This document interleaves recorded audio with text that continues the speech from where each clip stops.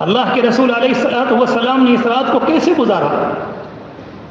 جس موقع پر یہ رات تھی، آپ حضرت عائشہ رضی اللہ تعالیٰ عنہ کے یہاں قیام فرماتے. اس دن آپ کا قیام حضرت عائشہ کے گھر میں تھا، آپ سو رہے تھے. اچانک جبریل امین آئے اور آپ کو آ کر اللہ کا پیغام دیا کہ اللہ کی طرف سے یہ معافی اور مغفرت کی رات. بڑی خاموشی کے ساتھ آپ اٹھے اور آپ کے ذہن میں یہ بات تھی کہیں عائشہ کی آنکھ نہ کھل جائے.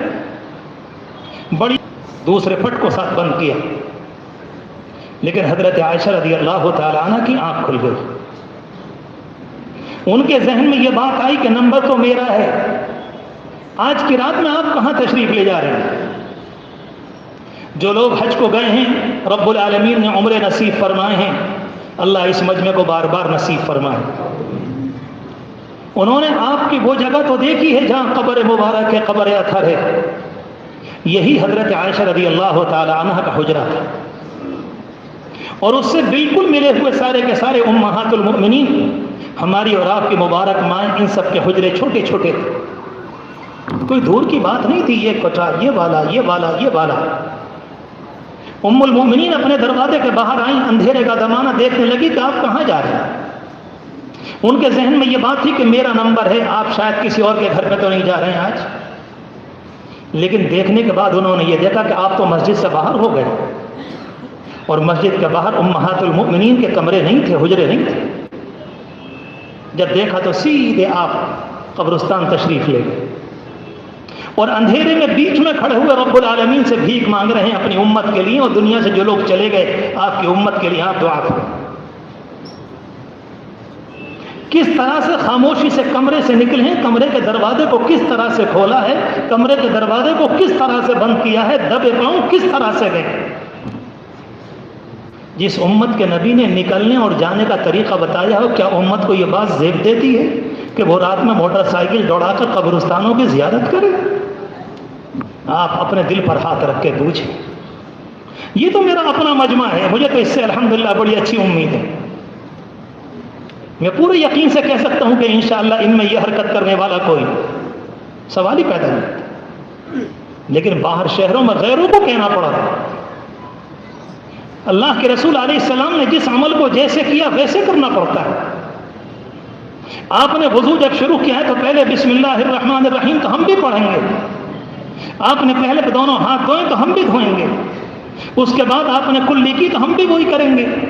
کوئی انسان بعد میں کلی کرے اور پہلے ناک میں پانی ڈالے، یہ دونوں نہ کرے، یا چہرے کو دھو لے، یا یوں کہنے لگے کہ میں پہلے پاؤں دھوؤں گا اس کے بعد ہاتھ دھوؤں گا. دھلنے کو دھل جائیں گے، مگر اللہ کے رسول علیہ السلام کی سنت کے مطابق نہ ہوگا. اگر میں نے اور آپ نے اس رات کو اس طریقے پر نہیں گزارا تو رات تو گزر جائے گی میرے پیاروں، یاد رکھنا. مگر وہ بات نہ ہوئی جو اللہ کے رسول علیہ السلام بتلا کر. ایک ایک عمل میں غور کریں، کوئی بات ہم سے ایسی نہ ہو جائے. اس لیے میں نے عرض کیا اس رات کو صحیح طریقے پر. اس کا صحیح طریقہ کیا ہے گزارنے کا؟ آج کے دن کی آپ کی ساری عبادت کمرے کے اندر کی ہے، کمرے کے باہر کی نہیں. آج کے دن کی، آج کی رات کی ساری عبادت آپ کے کمرے کے اندر کی ہے، کمرے کے باہر کی نہیں. صبح اٹھنے کے بعد آپ نے صحابہ کرام کو بھی نہیں بتایا، ورنہ اللہ کے رسول علیہ السلام کی مبارک حدیثیں جتنی بھی ہیں آپ فوراً صحابہ کرام سے کہتے میرے اللہ نے یہ حکم دیا ہے، میرے اللہ کا یہ اشارہ ہے، میرے اللہ نے یہ فرمایا ہے، میرا اللہ مجھ سے یہ چاہتا ہے.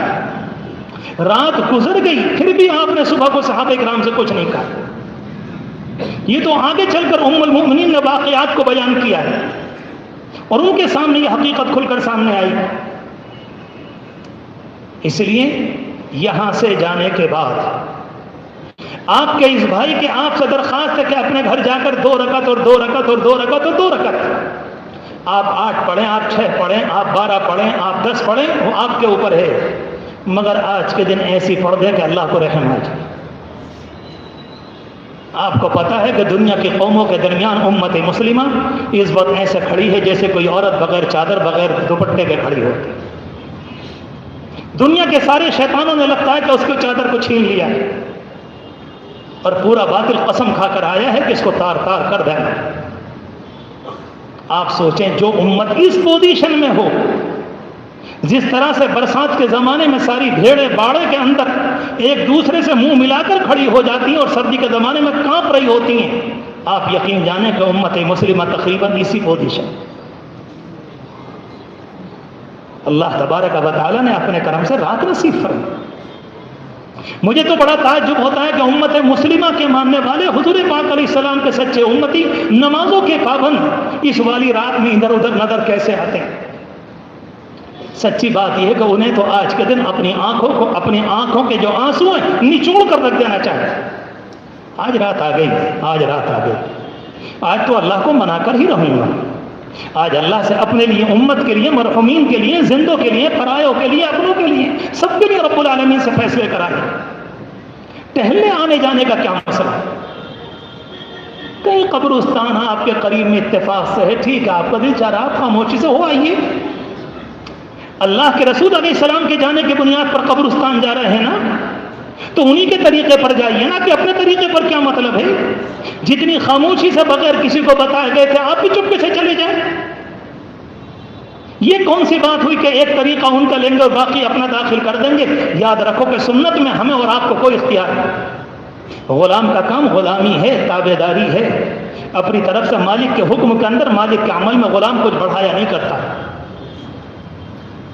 دوسری بات، حضرت عائشہ رضی اللہ تعالیٰ عنہ فرماتی ہیں کہ آج کی رات کے اندر اللہ کے رسول علیہ السلام نے جو میرے گھر کے اندر نماز پڑھی تو میں نے آپ کی نماز پر غور کیا۔ خود فرماتی ہیں کہ میں نے یہ دیکھا کہ آج کی رات میں آپ کے سجدے بہت لمبے تھے، جیسے کوئی آدمی اللہ کے سامنے گڑ گڑا کر بھیک مانگ رہا ہے، اور آپ کے عمل سے، آپ کی طبیعت سے اور آپ کے وجود سے، آپ کے سجدے کے طریقے سے ایسا لگ رہا تھا کہ آپ اپنی پیشانی کو رب العالمین کے سامنے اس طور پر ڈالے ہوئے ہیں کہ رب العالمین سے فیصلے کرا کر رہے ہیں۔ حدیث شریف میں جملہ آتا ہے، اللہ کے رسول علیہ الصلوۃ والسلام سجدے میں جس موقع پر تھے، ام المؤمنین فرماتی ہیں کہ میں نے کان لگائے۔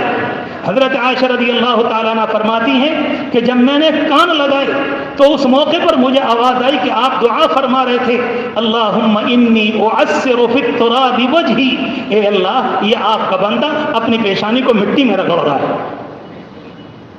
یہ عربی زبان کے جملے کا ترجمہ ہے۔ اتنا بڑا مجموعہ ہے، میں تقریر کرنے نہیں بیٹھا، بہت تقریر کر لی بہت زمانے سے، سچی بات یہ کب تو دل ٹوٹ گیا حالات کو دیکھ کے، بہت دن ہو گئے۔ مجھے یہ بتاؤ کہ مسئلہ ہے کیا؟ کتنے ہیں وہ اللہ کے بندے آج کی رات کے اندر اپنی پیشانی کو اور اپنی ناک کو خدا کے سامنے اس طریقے پر رگڑیں؟ کتنے اللہ کے بندے ہیں؟ ہو سکتا ہے کہ ہمارے جوان یہ کہیں کہ ہمیں تو عربی زبان یاد نہیں آتی، عربی دعائیں یاد نہیں، تو میں آپ سے کہتا ہوں کہ آپ کو سبحان ربی الاعلیٰ تو یاد ہے، کم از کم ایک ایک سجدے کے اندر آپ 51 مرتبہ کہیں سبحان ربی الاعلیٰ، سبحان ربی الاعلیٰ، سبحان ربی الاعلیٰ۔ دیکھو آپ کی آنکھیں ہوں گی اور آپ کے آنسو رکیں گے نہیں۔ رب العالمین سے مانگنے کی رات ہے، رب العالمین سے لینے کی رات ہے، رب العالمین کو منانے کی رات ہے، رب العالمین کا پیار لینا، رب العالمین سے فیصلے کرانا، امت کے حق میں اس کی رحمتوں کو اتروانا۔ اللہ کے بندے اپنی ناک کو، اپنی پیشانی کو اس طریقے پر خدا کے سامنے اللہ کے بندے اور بندیاں رگڑیں کہ رب العالمین کو ترس آ جائے، اور رب العالمین انسانوں کے حق میں اور امت کے حق میں فیصلے فرما دے کہ جاؤ تمہارے لیے رحمت کے فیصلے۔ جی نظام ہے اللہ کا۔ حضرت عائشہ رضی اللہ تعالیٰ عنہ فرماتی ہیں کہ میں نے خود دیکھا آپ نے اتنا لمبا سجدہ کیا، اتنا لمبا سجدہ کیا کہ مجھے ایسا لگا کہ شاید آپ کا انتقال ہو گیا، اتنا لمبا سجدہ کیا۔ ایک موقع پر آپ نے جب دوبارہ سجدہ کیا، یا اسی موقع کی بات ہے یا اگلے سال کسی موقع کی بات ہے، خود فرماتی ہیں کہ میں نے کان لگائے تو اس موقع پر آپ دعا فرما رہے تھے کہ یا عظیم یرجا لکل عظیم اغفر الذنب العظیم، اے سب سے بڑے اور سب سے بڑی امیدوں کے مالک، سب سے بڑے میرے گناہ کو معاف فرما دے، جتنے میرے گناہ ہیں سب کو معاف کر دے۔ اللہ کے رسول علیہ الصلوۃ والسلام کے دامن پر تو ایک بھی دھبا نہیں تھا، نہیں امت کو بتا کر گئے دیکھو رات ایسے گزاری جاتی ہے، رات کا گزارنا سیکھو، رات کا طریقہ سیکھو۔ میں نہیں کہتا کہ آپ سے آپ 100 رکعت رات پڑھے اس زمانے میں، میں نہیں کہتا آپ سے، بہت سے نوجوانوں کو لگتی ہے کہ 2 رکعت یہاں پڑھی، 5 یہاں پڑھی، کسی مسجد میں، پھر جامع مسجد میں، پھر کہیں نہیں سرائے، کہیں پنجو سرائے، کہیں سرائے ترین، کہیں دربار، کہاں بھاگے پھر رہے ہو، کہاں بھاگے پھر رہے ہو، کیوں مارے پھر رہے ہو ادھر سے ادھر؟ صبح کو کھڑے ہو کر مجمع کے سامنے یہ کہو کہ ہم نے رات ایسی گزاری، نہیں تم نے نہیں گزاری، تم جھوٹ بول رہے ہو، تم نے تو سڑکوں پہ گزاری، تم جھوٹ بول رہے ہو، نہیں اس کو گزارنا نہیں کہتے۔ رب العالمین کو منانا ہے، رب العالمین سے رحمتوں کو لینا ہے۔ اور میں پھر عرض کرتا ہوں کہ اللہ کے رسول علیہ السلام جو طریقہ دے کر گئے اس طریقے پر اللہ کو منانا اور اس طریقے پر نماز پڑھنا۔ آپ جس موقع پر 2 رکعت نفل نماز کے لیے اس وقت کھڑے ہوں، آپ یہاں پر یا اپنے گھر پر یا بند کمرے میں کسی جگہ پر جائیں، آپ نے نیت باندھی اور اس کے بعد رب العالمین سے آپ یوں عرض کریں الرحمن الرحیم الرحمن الرحیم الرحمن الرحیم مالک یوم الدین ایاک نعبد و ایاک نستعین اہدنا الصراط المستقیم۔ اس کا ترجمہ کس کو نہیں معلوم؟ اس کا ترجمہ تو سبھی کو معلوم ہے۔ میرے پیاروں، آپ نماز کو بناؤ گے تو بنے گی۔ اس چھو کے انتظار میں مت رہو کہ شاید زندگی میں جب 70 سال کے ہو جائیں گے اوپر سے کوئی چھو ہوگی اور ہم ولی کامل ہو جائیں گے۔ اگر چھو سے کام بنا کرتا تو پھر حضور پاک علیہ السلام نے مکے پر چھو کر دی ہوتی، وہ سارا مکہ مسلمان ہو گیا ہوتا، پھر پتھر کھانے کی ضرورت نہیں تھی۔ چھو کے انتظار میں مت رہو، نہ کبھی ہونی ہے نہ کبھی ہوگی۔ یہ تو میرے اور آپ کے اوپر ہے کہ میں اور آپ کتنی محنت کریں۔ جو اللہ کا بندہ آج کی رات میں اپنی قسمت کو جگائے گا، رب العالمین یقیناً اس کی قسمت کو جگائے گا۔ 2 باتیں میں نے عرض کی۔ تیسری بات اس رات کے متعلق اللہ کے رسول علیہ الصلوۃ والسلام نے ارشاد فرمائی تھی۔ آپ نے فرمایا تھا کہ اس زمانے میں ایک قبیلہ تھا جس کا نام بنو کلب تھا۔ مختلف قبیلوں کی مختلف عادات تھیں اس زمانے میں۔ بہت سے قبیلے اونٹ پالتے تھے، بہت سے قبیلے گایوں کا کاروبار کرتے تھے، بہت سے قبیلے بھیڑ پالا کرتے تھے، بہت سے قبیلے بکریاں پالا کرتے تھے۔ یہ بنو کلب کا جو قبیلہ تھا یہ بکریاں پالتا تھا۔ ایک ایک آدمی کے پاس ہزاروں بکریاں ہوا کرتی تھیں۔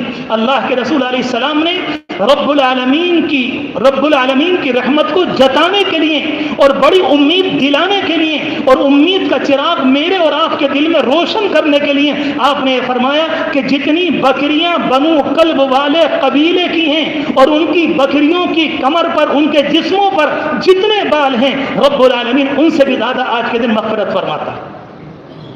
جیسی قوم ہوتی ہے ویسی بات کی جاتی ہے۔ اس زمانے میں بکریوں کے پالنے والے تھے، اس لیے آپ نے بکریوں کی مثال دی۔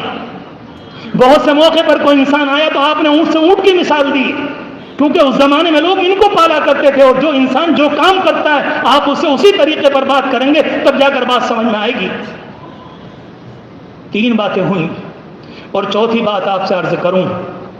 اللہ کے رسول علیہ الصلوۃ والسلام کی یہ بھی حدیث ہے کہ چند لوگ ایسے ہیں کہ آج کے دن بھی اللہ انہیں معاف نہیں فرمائے۔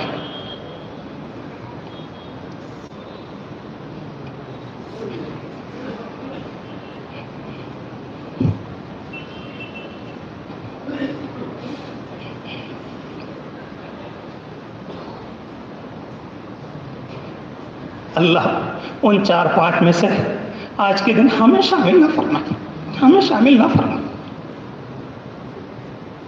اللہ ہمیں شامل ان میں نہ فرمائے۔ ایک تو یہ فرمایا آپ نے عاق لوالدیہ، وہ نوجوان یا وہ لڑکا یا وہ لڑکی جو پریشان کرتے کرتے اپنے ماں باپ کے سینے کو پھاڑ دے، ہر وقت گالی، ہر وقت بدتمیزی، فرمایا آج کے دن اللہ اس کو معاف نہیں کرے۔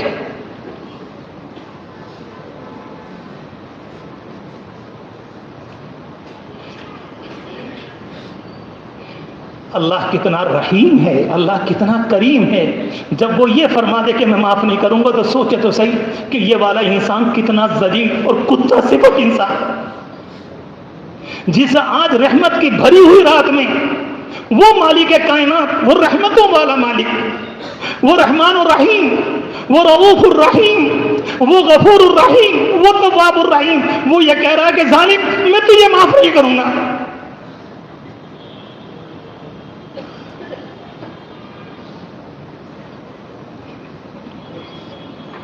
اتفاق سے کبھی ماں باپ کے سامنے بات آواز اونچی ہو جائے وہ بات الگ ہے، ہر وقت بدماشی، ہر وقت سینے کو چوڑا کرنا، ہر وقت ان کے سینے پر سوار رہنا، ہر وقت ان کا خون پینا، ہر وقت ان کو پریشان کرنا، اس کو کہتے ہیں عاق لوالدیہ، یہ ہے اپنے والدین کے سینے کو چیرنے والا، نمبر 1۔ دوسرے فرمایا آپ نے مدمن خمر، جو مستقل شراب کا عادی ہے آج کی رات میں اللہ اس کو بھی معاف نہیں فرمائے گا۔